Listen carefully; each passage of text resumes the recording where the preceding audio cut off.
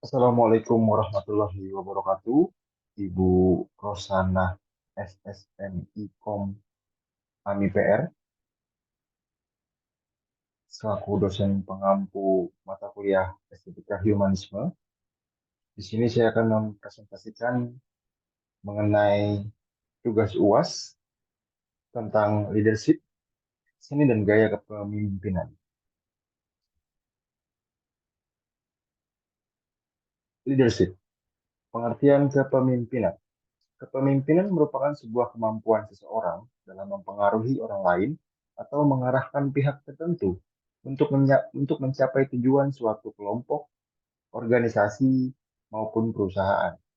Untuk bisa memiliki kemampuan kepemimpinan atau leadership, leadership artinya kepemimpinan, yaitu salah satu fungsi manajemen untuk mempengaruhi, mengarahkan, memotivasi, dan mengawasi orang lain untuk menyelesaikan tugas yang telah direncanakan demi mencapai tujuan.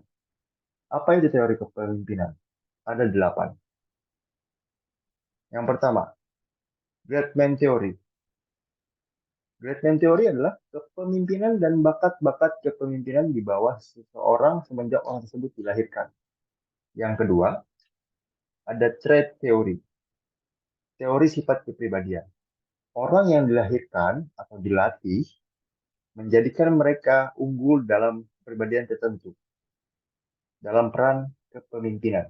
Dan yang ketiga, ada contingency teori teori kepemimpinan situasional. Kepemimpinan yang timbul karena harus didasarkan pada situasi dan kondisi tertentu.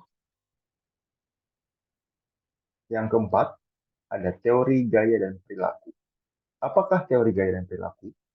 Seorang dapat belajar dan berlatih untuk menjadi pemimpin melalui ajaran, pengalaman, dan pengamatan yang baik.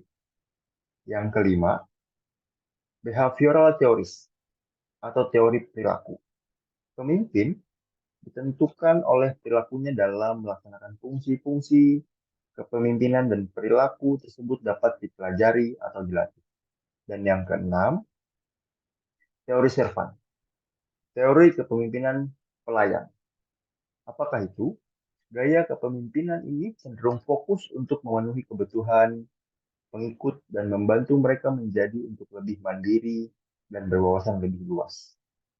Yang ketujuh, teori transaksional, teori kepemimpinan yang berdasarkan pada perjanjian. Gaya kepemimpinan yang berdasar pada perjanjian atau kesepakatan yang dibuat oleh seorang dengan orang lain, seperti pemimpin dan stafnya yang saling menguntungkan. Maaf, simbiosis mutualisme. Dan poin nomor 8, yaitu teori transformasional.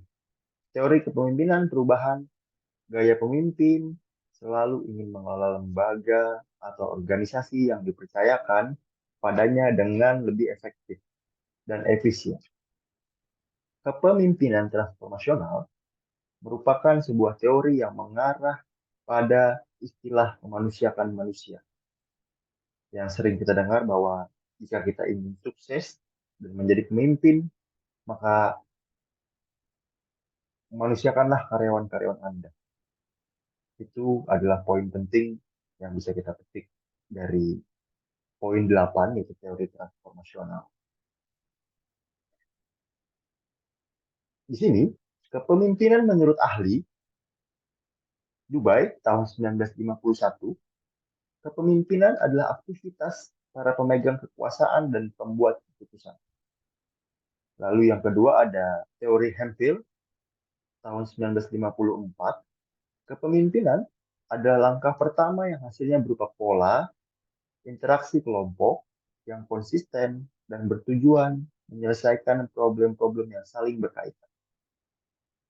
Dan yang ketiga adalah teori dari Stockdale 1948.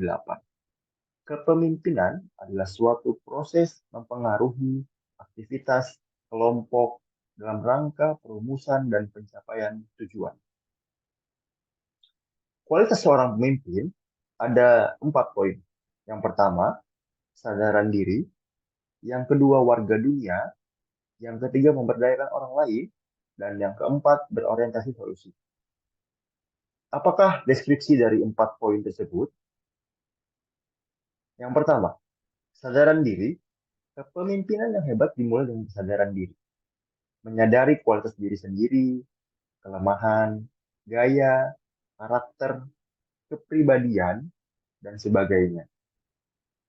Secara signifikan, mempengaruhi bagaimana pemimpin menjalankan dan bergaul dengan orang lain. Dengan sadar diri, seorang pemimpin dapat dengan sengaja mempengaruhi keadaan dan suasana potensial kelompok. Yang kedua, kualitas yang harus dimiliki seorang pemimpin, warga dunia. Menjadi warga dunia berarti memiliki kepedulian tentang apa yang terjadi di seluruh dunia dan bukan hanya tempat asal Anda. Artinya kita bisa saling peka terhadap lingkungan dan situasi yang ada di sekitar kita. Para pemimpin percaya bahwa dunia ini adalah desa global, di mana ada begitu banyak jenis orang yang berkontribusi terhadap perdamaian dan pemenuhan atau manusia lain dan meninggalkan dampak. Yang ketiga, poin memberdayakan orang lain. Pemimpin yang baik tidak bekerja sendiri, namun memberdayakan orang lain dengan bekerja sama pada prosedur dan bantuan ahli. Pemimpin terbaik adalah orang-orang yang mengajak orang lain untuk maju dan memimpin dengan membuat ikatan yang kuat kepada karyawan dan kolega. Seperti kita tahu, manusia itu adalah makhluk sosial. Pemimpin pun pasti membutuhkan orang lain agar apa yang menjadi tujuan bisa tercapai dengan baik. Dan yang keempat adalah berorientasi solusi. Seorang pemimpin yang baik menyelesaikan masalah untuk mencari solusi dengan cepat, mencari pendekatan untuk menyelesaikan masalah dan bergerak maju. Maka, seorang pemimpin harus melatih pikiran dengan berfokus pada solusi setiap masalah. Lalu kita lanjut ke slide tipe gaya kepemimpinan. Yang pertama ada otoriter, demokratis, delegatif, dan transformasional. Apa saja tipe-tipe tersebut? Mari kita deskripsikan. Yang pertama, otoriter. Tipe pemimpin ini umumnya terpusat pada bos yang menjadi pemegang kekuasaan tertinggi. Mulai dari peraturan, prosedur, maupun membuat keputusan akan didominasi oleh pihak tertentu. Sehingga orang yang bekerja dalam naungannya harus mengikuti dan menjalankan perintah. Berarti like a boss, otoriter. Yang kedua adalah demokratis. Demokratis inilah adalah konsep kepemimpinan yang kita sebagai warga negara Indonesia implementasikan. Demokratis, jenis tipe kepemimpinan yang disukai banyak karyawan karena memberikan kebebasan untuk berpendapat, mengembangkan bakat, dan peluang untuk menjadi lebih baik. Karena kita dapat sharing knowledge, kita dapat bertukar pikiran, brainstorm dengan atasan atau dengan kolega, sehingga itu dapat membuat kita menjadi lebih baik. Tidak hanya stuck di atau berjalan di tempat, tapi kita ada perkembangan lebih baik dan lebih baik lagi ke depannya. Lalu yang ketiga adalah gaya kepemimpinan delegatif. Pemimpin yang memberikan wewenang bagi anggotanya untuk mengambil keputusan dan hanya bisa dijalankan oleh orang-orang tertentu. Dan yang keempat adalah transformasional. Berfokus pada perubahan yang terjadi pada organisasi dan unsur-unsur penting yang ada di dalamnya. Para pemimpin ini cenderung energik, cerdas, dan penuh semangat, sehingga mampu memotivasi kelompok dan perubahan yang lebih baik. Seorang pemimpin sehari-hari. Pemimpin di kehidupan sehari-hari dapat diartikan adalah kita. Kenapa kita? Karena pada kenyataannya setiap hari kita selalu dihadapkan dengan banyaknya pilihan untuk menentukan keputusan baik atau buruk yang mengantarkan kita pada pengalaman baru. Apa saja yang dapat kita implementasi sebagai seorang pemimpin sehari-hari agar semua teratur dan tertata dengan rapi? Yaitu yang pertama, tingkatkan self-awareness internal, fokus pada diri sendiri. B, eksternal, kamu berusaha memperhatikan pikiran, tindakan, dan sikap terhadap orang lain. Yang kedua, renungkan sesuatu yang berarti. Renungkan sesuatu yang berarti dalam hidup. Memikirkan kembali dampak baik apa yang mengubah hidup kita, itu bisa menjadi suatu hal yang berarti dalam hidup kita. Yang ketiga, selalu buat tujuan hidupmu, goals. Hal terpenting dalam melakukan pencapaian yang sukses adalah dengan membuat tujuan serta langkah yang jelas. Dengan adanya tujuan hidup, walaupun dalam kondisi sangat lelah, kita tidak akan mudah menyerah dan memilih untuk terus berusaha. Yang keempat, tingkatkan skill mendengar. Mendengar merupakan hal yang sulit bagi orang yang tak peduli.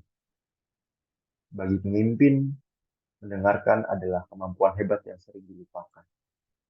Walaupun mendengarkan merupakan hal yang sangat diremehkan, ternyata dapat berdampak besar bagi orang yang merasa butuh didengar. Selain itu, mendengar juga menjadi salah satu kamu menghargai dan menunjukkan rasa peduli pada orang lain. Yang kelima, tumbuhkan kesopanan dan adab. Apa jadinya jika kita memiliki segudang keahlian dan kemampuan, tapi tidak memiliki kesopanan? Pastinya tidak akan dianggap oleh lingkungan.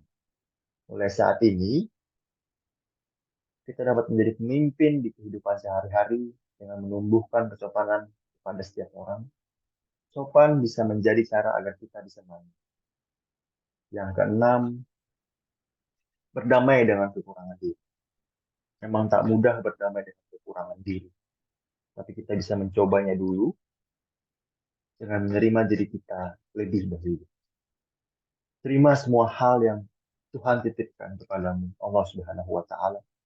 Lalu tentang kekurangan dalam diri, agar kita tidak merasa insecure, overthinking, atau pemikiran yang berlebihan. Yakinin setiap orang pasti memiliki kelebihan dan kekurangan dalam diri. Cobalah ubah kekurangan kita. Jika tidak, bisa juga tidak apa, karena kunci kebahagiaan dan ketenangan diri letaknya dengan fokus pada hal yang dapat kita ubah dan bersyukur. Itu adalah kunci ketenangan dan kebahagiaan.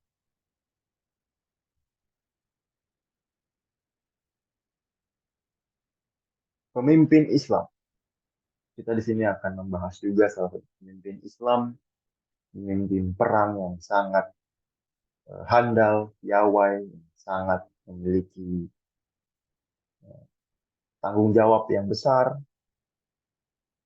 yaitu Ammar bin As. Saya mengambil foto ini dari amaljariah.id. Ammar bin As radhiyallahu an bukan orang yang pertama kali masuk Islam. Dia masuk Islam setelah beberapa sahabat seperti Abu Bakar As-Siddiq, Umar bin Khattab, Utsman bin Affan, dan Ali bin Abi Thalib alaihissalam telah mendahului masuk Islam. Akan tetapi, dia termasuk sahabat pilihan, tidak diragukan lagi bahwa dia adalah seorang yang memiliki kecerdasan dan hikmah luar biasa banyak. Oleh karena itu, Nabi Muhammad SAW menjadikannya sebagai pemimpin pada perang Zatu al-Salasil. Diceritakan, ketika perjalanan pulang dari peperangan, dia tertidur, namun pada saat terbangun, dia mendapati dirinya dalam keadaan junub, yakni dia mengalami mimpi basah ketika tidur. Sedangkan dia pada waktu itu adalah seorang panglima perang sekaligus imam saat mereka semua. Yang dalam artian Ammar bin As adalah pemimpin dari umat-umat Islam yang akan berperang. Ammar bin As terbangun dalam kondisi udara sangat dingin. Air pun juga demikian. Meskipun beliau menghangatkannya, dalam keadaan demikian, dia berpikir mandi bisa menyebabkan sakit. Oleh karena itu dia melakukan tayamum sebelum menunaikan salat. Ketika salat telah selesai, dia menceritakan kepada para sahabat yang lain tentang keadaan yang baru saja dia alami. Dia berkata, "Wahai para sahabat, saat ini cuaca sangat dingin dan aku pun salat dalam keadaan bertayamum."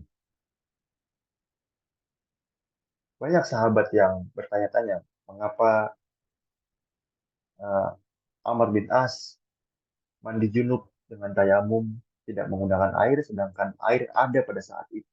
Tapi kita akan melihat dan kita akan tahu jawabannya pada saat nanti setelah perang. Ketika mereka sampai di Madinah, mereka langsung mengadukan hal itu kepada Nabi Muhammad SAW. Sebagian dari mereka berkata, "Wahai Rasulullah, malam itu bulan bersinar terang ketika kami tengah berada dalam perjalanan. Pada waktu itu, Amr bin As tertidur. Namun ketika bangun, ia menjadi imam salat kami. Sedangkan pada waktu itu dia dalam keadaan junub. Maka Nabi Muhammad SAW pun memanggilnya ketika ia datang. Beliau berbicara kepadanya. Beliau berkata, "Wahai Amr, apakah engkau memimpin salat para sahabat ketika dalam keadaan junub?" Amr pun menjawab, "Wahai Rasulullah, sungguh aku telah mendengar Allah SWT berfirman, dan janganlah kamu membunuh dirimu sendiri." Quran Surah An-Nisa 29. Saat itu aku berada dalam yang terang dan cuaca sangat dingin, pada malam yang terang dan cuaca sangat dingin. "Wahai Rasulullah, aku tahu kalau seandainya aku mandi, sama saja aku membunuh diriku sendiri. Mungkin aku akan menderita sakit yang mengakibatkan pada kematian. Maka aku pun memimpin mereka salat dengan cara seperti ini." Nabi SAW pun tersenyum dan membenarkan apa yang telah dilakukannya. Amr bin As mengetahui akan keringanan dalam Islam dan kemudahannya. Dan sungguh Allah Subhanahu wa taala berfirman, "Dan janganlah kamu membunuh dirimu sendiri." Nabi Muhammad SAW juga bersabda, "Tidak boleh melakukan sesuatu yang berbahaya dan membahayakan." Hadis riwayat Muslim.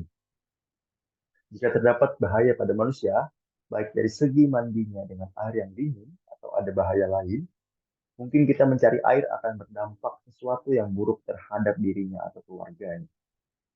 Misalnya, ada seseorang menghentikan mobilnya di suatu tempat dan dia ingin mendirikan sholat, namun dia tidak membawa air. Ada yang ditakutkan jika ia pergi ke toko atau tempat pengambilan air, keburukan akan menimpa keluarga, anak, dan istrinya. Maka dalam keadaan yang demikian, dia boleh bertayamum. Dalam tanda kutip, dalam keadaan darurat. Bisa juga ada seseorang yang tengah berada dalam tenda air, berada di tempat yang tidak terlalu jauh, tetapi dia takut akan terjadi sesuatu pada hartanya jika ditinggal. Mungkin akan datang seorang yang mencuri hartanya, akhirnya dia bertayamum di tempat.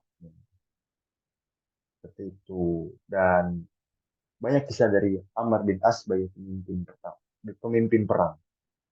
Yang pertama pada saat dia baru memasuki 3 bulan menjadi mu'alaf, dia diberikan amanah oleh Rasulullah SAW untuk memimpin perang. Pada pada saat itu dia memimpin perang dengan beberapa pasukan yang sangat-sangat memiliki nama besar. Ada Umar bin Khattab, ada Ali bin Abi Thalib, ada Abu Bakar As-Siddiq, ada Utsman bin Affan. Orang-orang yang memiliki jiwa-jiwa kesatria dan pemimpin yang sangat-sangat baik. Tapi Rasulullah menunjuk Amr bin As. Pasti ada alasannya kenapa Rasulullah menunjuk Amr bin As. Rasulullah orang yang tahu, orang yang bisa jeli melihat dan membaca situasi. Pada saat Amr bin As mulai memimpin perang, pada saat itu keadaan malam gelap gulita. Tetapi Amr bin As sebagai pemimpin tidak mengizinkan pasukannya untuk menyalakan api obor, dan di situ ada beberapa sahabat yang eh, mengoreksi Amr bin As, mengapa tidak boleh membakar api unggun? Karena pada saat itu cuaca sangat dingin, malam gelap gulita, tetapi sebagai pemimpin, Amr bin As tahu apa yang dilakukan. Makanya dia tidak mengizinkan pasukannya untuk membakar api unggun. Itu yang pertama. Yang kedua, pada saat perang sudah berkecamuk dan pasukan kafir sudah mulai kewalahan, Amr bin As menyuruh pasukannya untuk berhenti dan mengambil gonimah. Gonimah itu adalah harta rampasan, rampasan perang, mengambil gonimah yang berada di sekitarnya saja. Tapi para pasukan berlarian ke sana kemari untuk mengambil gonimah. Gonimah itu sangat sangat sangat berharga pada saat itu karena itu dapat diperjualbelikan. Kalau ada budak sahaya atau tawanan-tawanan bisa dijadikan budak sahaya, bisa diperjualbelikan di pasar. Tetapi Ammar bin As adalah pemimpin yang jeli.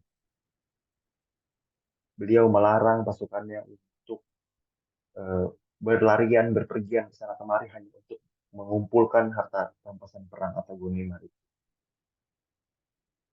Itu juga kita akan dapat eh, ilmunya atau juga dapat mengapa hikmah Amr bin As melarang pasukannya untuk mengambil atau berlarian mengambil gonimah-gonimah yang sangat jauh.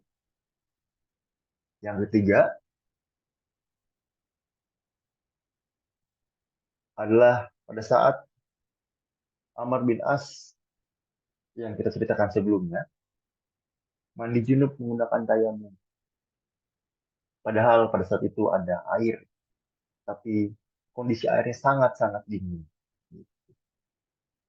Dan sampai di Madinah, Umar bin Khattab langsung mengadu ke Rasulullah. Ya Rasulullah, Amar begini, begini, begini. Yang pertama, tidak boleh menyalakan api unggun, kita kedinginan malam-malam.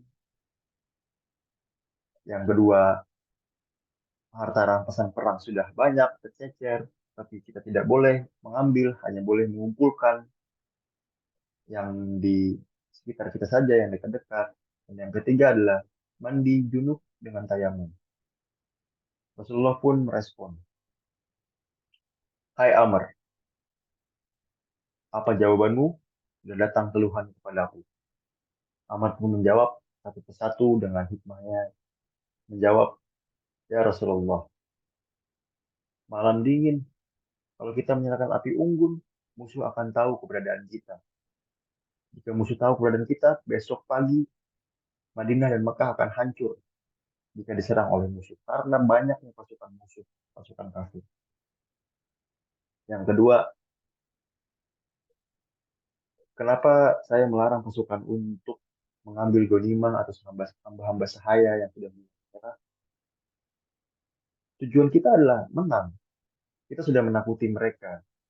Tapi jika mereka melihat kita kocar-kacir dengan pasukan kita yang ternyata sedikit, mereka bisa membalas. Mereka akan menyerang balik. Gitu. Mengapa kita tidak boleh berpencar? Kita harus berkumpul agar terlihat lebih banyak. Yang ketiga, mandi tayamum. Seperti tadi yang saya jelaskan bahwa, ya Rasulullah, saya pemimpin. Saya diamanahkan oleh engkau menjadi pemimpin. Jika saya meninggal, siapa yang memimpin perang? Begitu jawab Amr. Abu Bakar lalu mendekat kepada Umar. Nah, sudah tahu kan jawabannya? Gitu. Jadi banyak beberapa kisah sahabat-sahabat yang hebat. Ya, sebagai pemimpin sangat-sangat memiliki jiwa kesatria, memiliki kecerdasan, memiliki kewibawaan, tanggung jawab sebagai pemimpin. Karena mereka tahu mereka akan dihisap. Mereka akan dihisap sebagai pemimpin. Seperti itu. Lalu yang kedua ada pemimpin Islam Umar Abdul Aziz.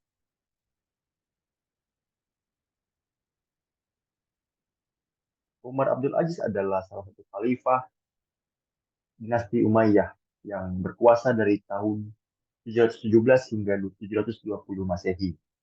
Meski hanya memimpin selama kurang dari 3 tahun, gaya kepemimpinan, keteladanan, prestasi dan jasa Umar bin Abdul Aziz membuatnya disebut sebagai Khulafaur Rasyidin kelima. Biografi singkat Khalifah Umar bin Abdul Aziz.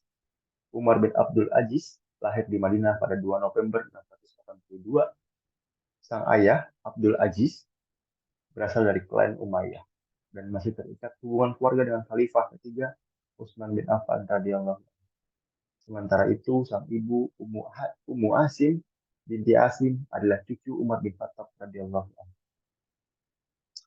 Kakek Umar bin Abdul Aziz, Marwan bin Al-Hakam, adalah khalifah keempat dinasti Umayyah.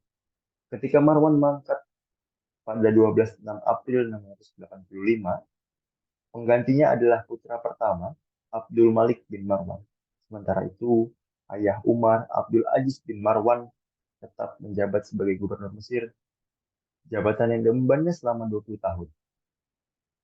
Kontestasi untuk posisi khalifah terjadi antara dua saudara, Abdul Malik dan Abdul Aziz.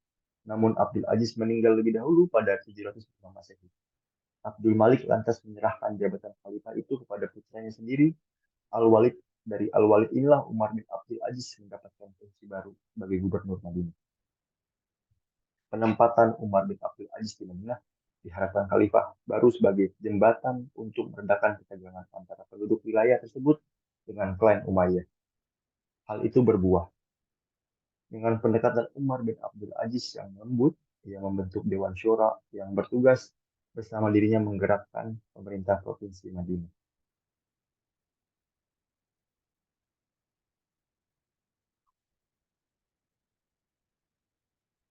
Gaya kepemimpinan dan keteladanan Umar bin Abdul Aziz memiliki berbagai karakter yang membuatnya layak menjadi pimpinan pilihan. Ia orang yang warak, sederhana, geliter, tawadu, telaten, dan sabar. Adil, yang terpenting pembela kaum duafa. Salah satu kisah keteladanan Umar bin Abdul Aziz tercantum dalam biografi Khalifah Rasulullah, Khulafaur Rasul, karya Khalid Muhammad Khalid 2013. Suatu ketika ada gubernur yang melayangkan surat kepada Umar untuk meminta tambahan pena dan kertas. Dalam surat balasan, Abdul Aziz menjawab, begitu suratku ini tiba, kuncingkan pena, satukan tulisan dan tulisan berbagai keperluan sebanyak-banyaknya dalam satu kertas.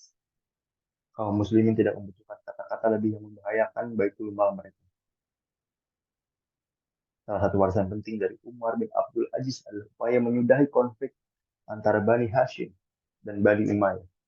Umar menyebutkan Allah menjaga tanganku dari peristiwa itu. Tetapi apakah aku tidak boleh membersihkannya dengan lidahku? Sejak zaman Umar bin Abdul Aziz pula, caci maki kepada Ali bin Abi Thalib dihentikan. Sebelum era kekhalifahan Umar, setiap kali khotbah Jumat diakhiri dengan memaki-maki Ali terkait rivalitas Bani Umayyah dan Bani Hashim.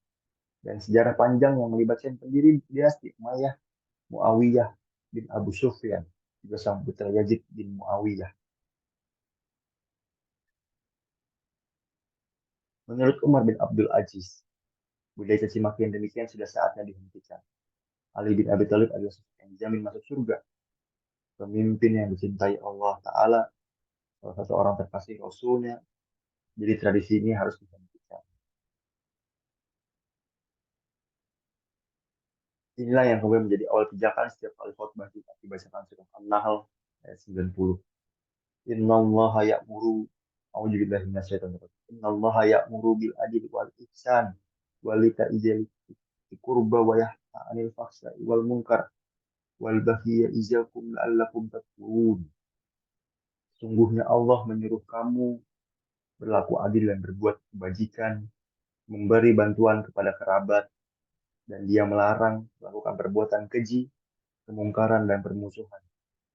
Dia memberi pengajaran padamu agar kamu dapat mengambil pelajaran. Itulah sejarah beberapa pemimpin Islam yang kita bisa dapat eh, nilai atau hikmah atau pelajaran dari pemimpin tersebut agar dapat menjadi motivasi dan menambah iman kita sebagai seorang muslim gitu. Kurang lebih saya mohon maaf. Terima kasih banyak dan ini adalah sumber referensi yang saya ambil untuk menulis PowerPoint atau juga PPT ini. Yang pertama ada modul leadership, dengan gaya kepemimpinan. Yang kedua ada bersama dakwah.net, saat Panglima Perang mengalami mimpi basah, yaitu Amr bin As, radhiyallahu anhu. Yang ketiga ada kisah Umar bin Abdul Aziz, sejarah gaya kepemimpinan dan Umar bin Abdul Aziz. Terima kasih. Assalamualaikum warahmatullahi wabarakatuh.